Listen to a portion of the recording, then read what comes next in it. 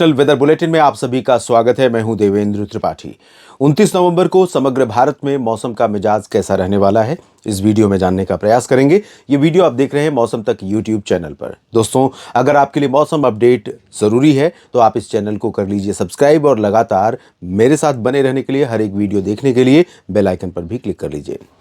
इस समय जो मौसमी स्थितियां हैं भारत के आसपास समुद्री क्षेत्र में, आप देख सकते हैं बंगाल की खाड़ी की उग्रता लगातार बरकरार है। हालांकि चक्रवाती तूफान सेन्यार जो बंगाल की खाड़ी के दक्षिण पूर्व में इंडोनेशिया और मलेशिया के बीच बना था, वो अब निष्प्रभावी हो गया है, लेकिन यहाँ पर पहले से काफ़ी एक्टिव स्थिति बनी हुई है। दक्षिण पश्चिमी बंगाल की खाड़ी के क्षेत्रों पर बना नया चक्रवाती तूफान दितवा इंटेंसिफाई होगा या नहीं होगा, इसको लेकर थोड़ा भ्रम है। मैं कह सकता हूं कि चांसेस कम है कि ये इंटेंसिफाई नहीं हो, यानी भीषण चक्रवाती तूफान में तब्दील ना हो, लेकिन ये अपनी इंटेंसिटी मेंटेन रखते हुए आगे बढ़ेगा यहां तक, और इसके बाद भारत के तटों की तरफ से अंदर तमिलनाडु और आंध्र प्रदेश के तटवर्ती रीजन से प्रवेश कर सकता है।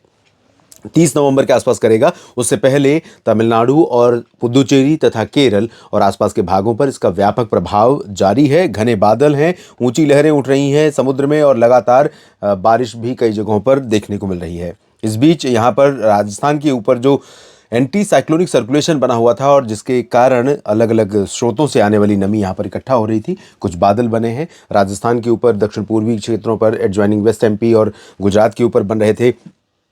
आज उन बादलों का प्रभाव थोड़ा सा उत्तर की तरफ शिफ्ट हुआ है और ये हरियाणा तथा दिल्ली के ऊपर ये बादल देखे जा रहे हैं सुबह के समय, सुबह से दोपहर के बीच में, और धीरे धीरे प्रभाव खत्म हो जाएगा। लेकिन कल भी कई जगहों पर बादल होंगे, क्योंकि एक WD आ रहा है उत्तर भारत की तरफ, जो इस समय अफगानिस्तान और उससे सटे पाकिस्तान के मध्य क्षेत्रों पर है, और एक सर्कुलेशन राजस्थान के ऊपर जो इंड्यूस्ड सर्कुलेशन हमेशा WD को सपोर्ट करने के लिए बनता है, वो यहाँ पर बना हुआ है। तो इन सभी सिस्टमों का क्या कुछ प्रभाव भारत के मौसम पर पड़ेगा, टेम्परेचर में कितना उतार चढ़ाव होगा, सब जानने का प्रयास करेंगे। उससे पहले एक बार आपको मैं दिखाना चाहूँगा कि भारत में लंबे समय से जो बरसात नहीं हो रही है, उसके कारण जो बारिश, मानसून सीजन समाप्त होने के बाद अक्टूबर महीना पूरा जो शुरुआती समय और अंत समय जो था, क्योंकि उस दौरान मानसून वापस लौट रहा होता है तो कई जगहों पर बरसात होती रहती है, जिसके चलते बारिश कई बार सरप्लस हो जाती है, और साइक्लोन भी, मोंथा भी आया था। तो इसके प्रभाव से भारत के कई राज्यों पर बरसात सामान्य से ज़्यादा हुई थी, और पूरे भारत में जो बारिश का आंकड़ा है वो सामान्य से इस समय 24% ऊपर है, जो लगभग 45% ऊपर पहुंच गया था, या उससे भी ऊपर पहुंच गया था बीच बीच में। लेकिन यहाँ पर आप देख सकते हैं उत्तर भारत के जो पहाड़ हैं, क्योंकि WD के आने का क्रम इस बार आपने देखा होगा अभी तक फ्रीक्वेंट नहीं रहा है।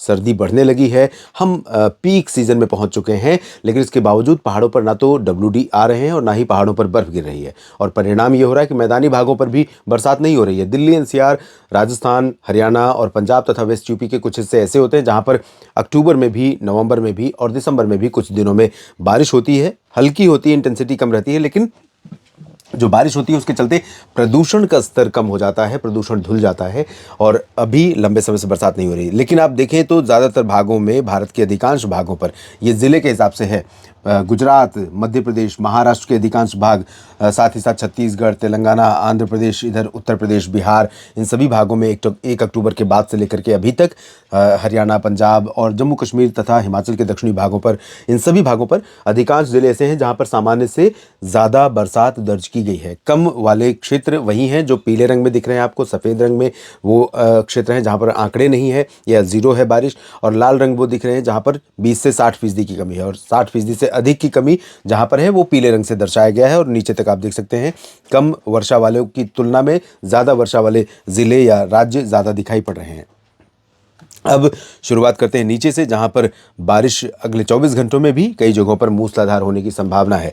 यहां पर दोस्तों आंध्र प्रदेश में बापतला से लेकर नेल्लोर का जो रीजन है, और चेन्नई तथा पुदुचेरी से लेकर पंबन, तंजावुर, कडलूर, समुद्र, कन्याकुमारी तक पूरे तटीय क्षेत्र पर लगातार समुद्र में ऊंची लहरें उठती रहेंगी। ऊंची लहरों के कारण यहाँ पर सामान्य जो गतिविधियां हैं समुद्र से जुड़ी हुई, उनको टालने का सुझाव दिया गया है। ऊंची लहरें उठना निश्चित तौर पर यहाँ पर जानलेवा हो जाता है, खासतौर पर मछुआरों के लिए। मछली पकड़ने की जो जो गतिविधि है और आवागमन किसी भी तरह का होता है उसके लिए बहुत ही जोखिम भरा हो जाता है। तेज हवाएं लगातार कोस्टल रीजन पर चल रही हैं, मध्यम से तेज बारिश हो रही है लगातार और बारिश की गतिविधियां जारी रहेंगी। लेकिन तमिलनाडु में दक्षिणी क्षेत्रों पर पंबन से नीचे के हिस्सों में बारिश की इंटेंसिटी में काफ़ी कमी आ जाएगी। इसके बावजूद कोयम्बटूर और सेलम, तिरुचिरापल्ली समेत पंबन और इसके नीचे कन्याकुमारी तक और त्रिवेंद्रम से लेकर कोचीन, वायनाड, पलक्कड़ तक केरल और तमिलनाडु के दक्षिणी भागों पर अधिकांश हिस्सों में हल्की से मध्यम बौछारें जारी रहेंगी। उत्तरी तमिलनाडु में चेन्नई से लेकर के पुदुचेरी से लेकर तमाम जगहों पर मूसलाधार वर्षा हो सकती है। आंध्र प्रदेश के रायलसीमा रीजन में दक्षिणी हिस्सों में और तटवर्ती हिस्से तथा कर्नाटक के कुछ दक्षिण पूर्वी जिलों पर, जिसमें बेंगलुरु, हसन, मैसूरू, चित्रदुर्गा और आसपास के रीजन शामिल हैं, इन सभी भागों में कई जगहों पर मूसलाधार वर्षा होने की संभावना है। शेष दक्षिणी प्रायद्वीपीय क्षेत्रों पर यानी तटवर्ती कर्नाटक, उत्तरी आंतरिक कर्नाटक, तेलंगाना, आंध्र प्रदेश के उत्तरी तटों पर यहाँ पर भी ऐसे बादल दिखने कल से शुरू हो जाएंगे 29 नवंबर से, जिनको देखकर आपको लग सकता है कि बरसात होने वाली है। लेकिन बरसात की संभावनाएं इन भागों में भी कम से कम 29 नवंबर को नहीं है। थोड़ी बहुत संभावना दक्षिणी तेलंगाना और आंध्र प्रदेश, उत्तरी आंतरिक कर्नाटक के रायचूर में है। और ऊपर की तरफ देखते हैं, महाराष्ट्र, छत्तीसगढ़, ओडिशा, मध्य प्रदेश और गुजरात तथा गोवा में और महाराष्ट्र में मुंबई से लेकर संभाजीनगर, जलगांव और यहाँ मध्य प्रदेश में भोपाल से लेकर के इधर प्रयागराज, कानपुर और आसपास के भागों, यहाँ तक ग्वालियर तक बादल पहुँच जाएंगे। पटना समेत झारखंड, बिहार, झारखंड, इधर पश्चिम बंगाल, इन सभी भागों पर बादल नजर आएंगे।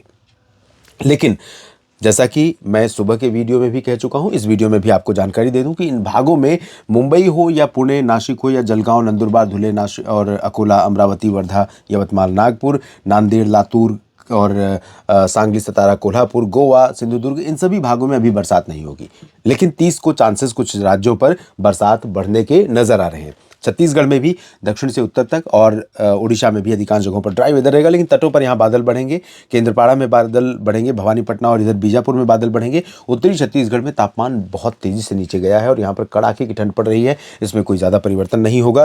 टेम्परेचर इसी तरह से नीचे बना रहेगा। पूर्वोत्तर में ड्राई वेदर, बिहार, झारखंड, पश्चिम बंगाल, उड़ीसा, छत्तीसगढ़ से लेकर ये पूरा सिक्किम, उपहिमालय, पश्चिम बंगाल का जो क्षेत्र है, यहाँ पर शुष्क मौसम।